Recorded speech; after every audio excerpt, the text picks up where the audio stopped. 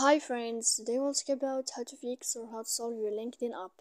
To know how to fix or how to solve your LinkedIn, you should just go to settings. Here in this page you click apps, default apps, app settings. Then this list you'll enter to the window of LinkedIn. When you'll find this page, you will click on first stop and you will click OK. Here we'll enter to the window of storage. Then we click clear cache.